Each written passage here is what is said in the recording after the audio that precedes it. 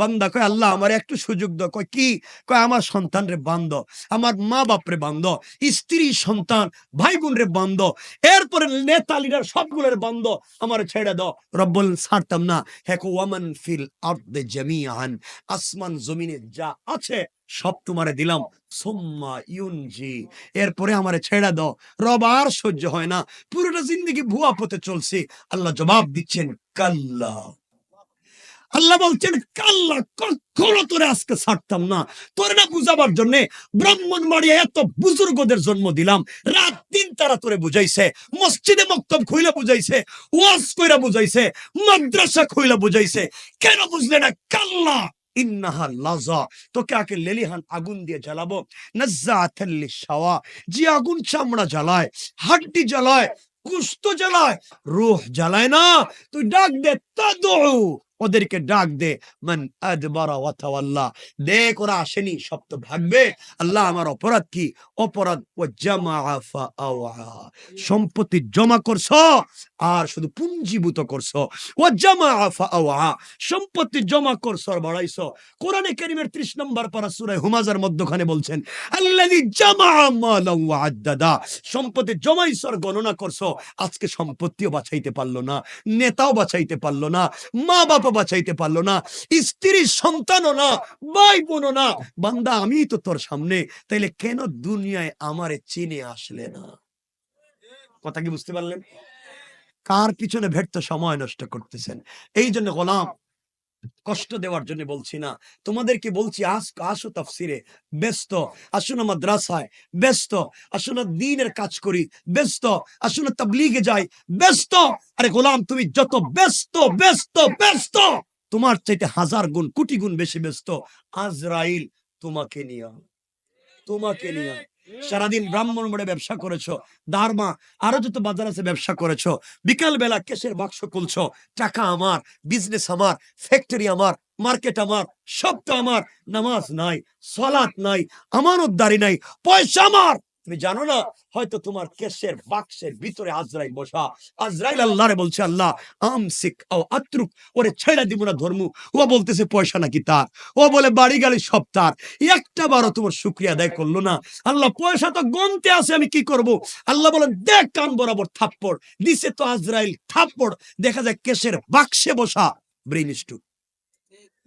কথা বলেন না কেন?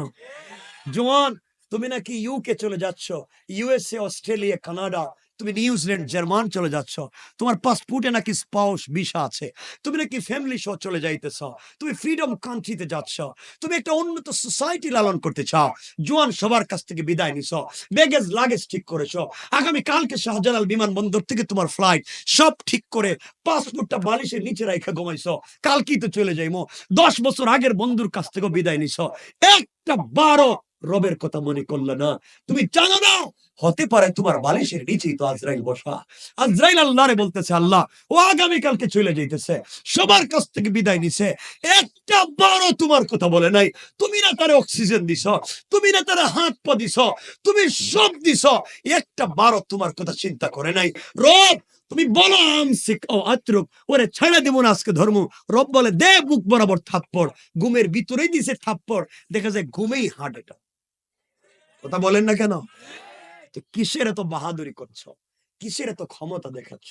যখন তোমাদের পায়ে ধরে ভাই বলে গেলাম, আমি তো তোদের ভাই বলে যাচ্ছি, আমার কথা একদিন মনে থাকবে। কিয়ামতের দিন আল্লাহরে বলবো আল্লাহ আমি কিন্তু গেছিলাম, তুমি যেভাবে বলছো আমার দায়িত্বটুকুন ততটুকুন বলছিলাম, ওরা আমার কথা শুনে নেই, ওরা আমার কথা বুঝতে চায় নাই, ওরা ওয়াজ থেকে উঠে গিয়ে আবার দুনিয়ার পিছনে লেগে গিয়েছে। রব তুমি জানো আমি জানি না, আমি আমার কথা বলতে পারবো, তুমি তোমার জবাবের জন্য তৈরি হও, তুমি তোমার জবাবের জন্য তৈরি হও। এই জন্য দুনিয়ায় এই ব্যর্থ মানুষের পিছনে চিন্তা না করে একমাত্র পৃথিবীতে মনে রাখবা, পৃথিবীর কাউকে সন্তুষ্ট করতে পারবা না, তোমার মা বাপকেও না। তুমি বিদেশে থাকো, মা বাপ তোমার কাছে কিছু চাইছে, তুমি দিতে পারো নাই, মা বাপ বলবে দেখছো নি ছেলেটা বিদেশে যাওয়ার পর এখন মা বাপরে ভুলে গেছে। ভাই বোন তোমার কাছে কোনো জিনিস চাইছে, ঠিক মতো দিতে পারো নাই, বলবো ভাই দেখছো নি বিদেশে গিয়ে আমাদেরকে মনে রাখে না। তুমি তোমার স্ত্রীকে 50 বছর খাওয়াও, একদিন যদি না দাও, স্ত্রী বলবে দেখছো তোমার ঘর তো 40 বছর ধরে ঘর সংসার করলাম, তুমি কোন দিন আমারে দিছো? কথা বলেন নাকি? সবাই তোমাকে ভুলে যাবে। পৃথিবীতে ব্যর্থ চেষ্টা, পৃথিবীর কাউকে 100% খুশি করতে পারবে না।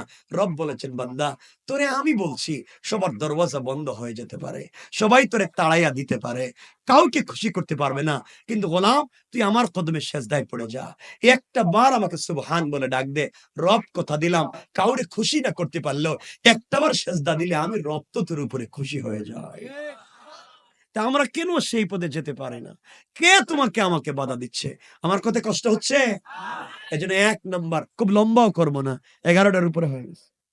1 নাম্বার অহংকার করা যাবে। 2 নাম্বার গুণ, কথাগুলা দিল দিয়া শুনেন, সামনে কি বলতেছে আল্লাহ বলছেন, ওয়াইদা খাতাবাহুমুল জাহিলুনা ক্বালু সালামা।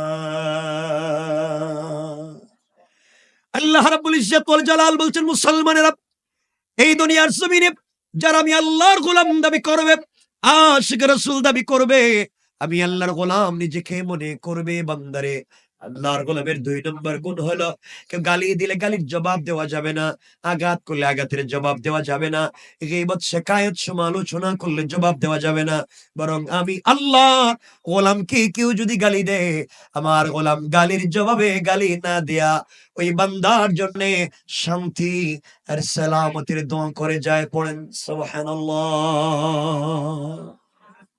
আল্লাহর গোলামের 2 নম্বর গুণ গালি দেওয়া। সবাই বললেন না? কেউ যদি আমাদের গালি দেয়, আমরা কি দিব? শান্তির দোয়া করব। খাতাবাহুমুল জাহিলুন ক্বালু সালামা, তার জন্য শান্তির দোয়া করব, সালাম দিব। আমরা গালি দেইনি না, আমরা তো ফেরেশতা পর্যায়ে পৌঁছে গেছে, গালি দেইনি। এই ব্রাহ্মণ বড়ে মাইরে ফেলায়, এবারে টেটা ঢুকায় দেয় ভিতরে, হেরা গালি দেয় না, এগুলো হারাম কাজ, গালি দেওয়া যাবে না। মনে পড়েছে 2টা হাদিস, আমি বলবো না, লম্বা হয়ে যায়, বুজুর্গ ওলামায়ে কেরাম বসা। একটা হচ্ছে শামাইলে তিরমিজিতে, আমাদের আয়েশা সিদ্দিকা রাদিয়াল্লাহু তাআলা আনহা বলেন, আমি একটা পরিবারকে সুন্দর করতে গেলে, সমাজকে সুন্দর করতে গেলে পরিবারকে সুন্দর করতে হয়। আজকে আমাদের পরিবারে শান্তি নেই, স্বামী স্ত্রীতে মিল নাই, এই জন্য আমাদের ঘর থেকে শাহজালাল, শাহপরান, জুনাইদ বাগদাদি, আব্দুল কাদের জিলানী, মুঈনুদ্দিন চিশতি, আজকে মুফতি আমিনী, বড় হুজুর শেখুল হাদিস আল্লামা আজিজুল হক, এমন সন্তানেরা আমাদের মায়েদের ঘর থেকে জন্ম নেয় না। আমাদের মায়েদের ঘর থেকে আজকে জন্ম নেয় বল্টু, বল্টু রাস্তায় বেড়ে সান্দাবাজি করে, ঠিক কিনা? বাপের পেটে থাকতে, মায়ের পেটে থাকতেই সান্দাবাজি করে। মানে এমন হয়ে যাচ্ছে আমাদের পরিবারগুলো নষ্ট। এর কারণ স্বামী স্ত্রীতে সম্পর্ক ভালো নাই। স্বামী স্ত্রী সম্পর্ক যদি ভালো হয়, সন্তান ভালো হবেই। রাসূল পাক সাল্লাল্লাহু আলাইহি ওয়াসাল্লাম, খাদিজাতুল কুবরা, স্বামী স্ত্রীর সম্পর্ক চমৎকার, সুইটেবল ছিল। আল্লাহ তাদের ঘর থেকে জন্ম দিয়েছেন হযরতে ফাতেমা। হযরতে ফাতেমা, হযরতে আলী, স্বামী স্ত্রীর সম্পর্ক শ্রেষ্ঠ ছিল। আল্লাহ তাদের ঘর থেকে জন্ম দিয়েছেন সাইয়্যিদা শাবাবি আহলিল জান্নাহ, হযরতে হাসান, হযরতে হুসাইন। পড়েন সুবহানাল্লাহ। আর আমাদের স্বামী স্ত্রী রাসূল পাক আম্মা জান আয়েশা বলেন, যে হাদিস বলতে চাইলাম, তাদের ঘরে শুধুমাত্র কেবলমাত্র রাসূল পাক সাল্লাল্লাহু আলাইহি ওয়াসাল্লাম কেমন করে স্বামী স্ত্রী সম্পর্কটা চমৎকার করলেন, কত সুন্দর করে চললেন। আফসোস হলো আমরা আমাদের পরিবারকে এমন করতে পারলাম না, এটা আমাদের জন্য ব্যর্থতা।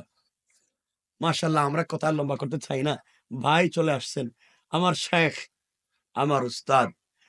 আমি সুযোগ পাইলেই যার কাছে চলে যাইতাম, তাফাজ্জুল হক হবিগঞ্জি রহমাতুল্লাহ আলাইহি, হুজুর তো ইন্তেকাল করছেন, হুজুর নাই, হুজুরের সাহেবজাদা আমার ভাই তাফিমুল সব আসছেন, চমৎকার কথা বলবেন, দারাজ কথা বলবেন। আমি আর লম্বা করতে চাই না, শুধু এতটুকুনি বলতে চাই, পরিবারকে সুন্দর করবো তো ইনশাআল্লাহ। বললেন না যে ইনশাআল্লাহ? বলেন না ইনশাআল্লাহ? আজকালকে হয়েছে কি, যে আমাদের পরিবার স্বামী স্ত্রী একই ঘরে থাকে। রাসূল পাক আম্মা জান আয়েশা বলেন, আমি পুরা জিন্দেগি তো রাসূল পাককে নিজের হাতে খাইয়ে দিয়েছি। আম্মা জান আয়েশা বলেন, পুরা জিন্দেগি কত ট্রাই করছি রাসূল পাককে আগে সালাম দেওয়ার, জিন্দেগি তো দিতে পারি নাই। নবীজি অনেক দূরে থাকতে আমাকে সালাম দিতেন। সুবহানাল্লাহ বললেন। আর আমরা আমাদের বউদেরকে সালাম দেইনি। মিথ্যা কথা বলবেন না কিন্তু। দেন না কেন? বউ নাই তো তোমার কি কপালে কি হইছে নাই? এত মানুষের কি নাই? আমরা স্ত্রীদেরকে সালাম দিতে পারি না। রাসূল পাক সাল্লাল্লাহু আলাইহি ওয়াসাল্লাম বলছেন, যে ঘরে স্বামী স্ত্রীকে, স্ত্রী স্বামীকে সালাম দিবে, আল্লাহ তাদের ঘরে 100 থেকে 300টা বারাকাতের দরওয়াজা খুলে দিবে। মেশকাত বাবু তিব্বে ও রেকাক, ডাক্তার এবং ডাক্তারি। রসুল বলছেন যেই ঘরে স্বামী স্ত্রীকে, স্ত্রী স্বামীকে আওয়াজ করে মোহাব্বতে সালাম দিবে, তাদের হার্ট কিডনি লাঞ্চেও যদি কোনো রোগ থাকে আল্লাহ তা থেকেও মুক্ত করে দিবে। এজন্য সালাম দিবেন তো ইনশাল্লাহ, বলেন না ইনশাল্লাহ। মুরব্বী যারা বসছে এরা চিন্তা করতেছে রে বাবা 70 বছর গেছে বউরে সালাম দিছি না, আজকে দিলে বউ মনে করবো বুড়া কোন কাম গড়াইছে, আর আমার সালাম দিয়ে ভাব ধরতেছে। যাই মনে করুক একটু সালাম দিয়ে দিয়েন ইনশাল্লাহ, বলেন না ইনশাল্লাহ। আল্লাহ আমাদের সবাইকে কবুল করুক, জুড়ে বলেন আমিন, আরো জুড়ে বলেন আমিন। সুতরাং শেষ কথা হচ্ছে, আমার শেষ কথা, আমাদের বুজুর্গ একের পরে চলে যাচ্ছেন, বুজুর্গদের কাছ থেকে দোয়া নিবেন। মনে রাখবেন ইলম কিতাব পড়লেই পাওয়া যায় না, ইলম এটা কিতাবি ইলম নয়, ইলম সিনাদের সিনা, ইলম তো ওখান থেকে আরেক জায়গায় যায়। বুজুর্গদের সঙ্গে সম্পর্ক রাখেন, তাআল্লুক রাখেন, দোয়া নেন। হয় দেখবেন পড়ালেখায় খারাপ ছিলেন, রব ইজ্জতের জিন্দেগি দিয়ে দিছে, আর পড়ালেখায় খুব ভালো, বুজুর্গদের সঙ্গে তাল্লুক নাই, হয়তো কোনো জায়গায় বিপদগ্রস্ত হয়ে যাবেন। এই জন্য দিন শেষে আমাদের মুরব্বীর দরকার। কথা বুঝাতে পারলাম? আজকে সমাজে এত ফিতনার মূল কারণ আমাদের মুরব্বী নাই, মানামানি নাই, কেউ কাউরে মানতে চায় না, কেউ কাউকে ইজ্জত দিতে চায় না। আল্লাহ আমাদেরকে সুযোগ দেখ। আমার শেষ কথা, এই জমিনে দিন জিন্দা আমাদের কি করতে হবে?